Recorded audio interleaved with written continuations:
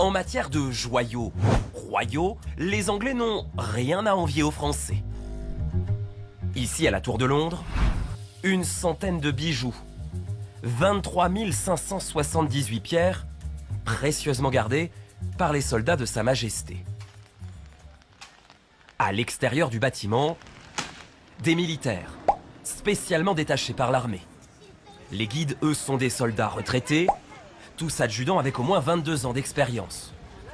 À l'intérieur, photos et vidéos proscrites pour ne pas renseigner les personnes mal intentionnées. C'est beaucoup plus sécurisé qu'en France en tout cas. Moi, ça me surprend pas. Enfin, je veux dire, c'est quand même l'histoire de l'Angleterre. Ça mérite une telle surveillance. Voici les rares photos officielles et autorisées. Vitrines en verre par balle. Il y a aussi sans caméra des portes blindées. Certaines rumeurs disent que les joyaux sont des faux, des copies.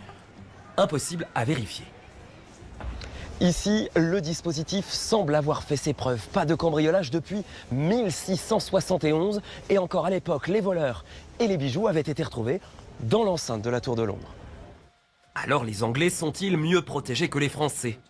Pour cet expert, la Tour de Londres, ancienne prison, n'a surtout rien à voir avec le Louvre.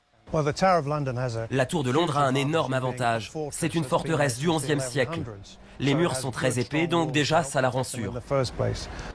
Au-delà des joyaux de la couronne, les musées anglais sont aussi cambriolés. Ces dernières années, au British Museum, pas moins de 2000 objets dérobés, et le voleur était l'un des employés du musée.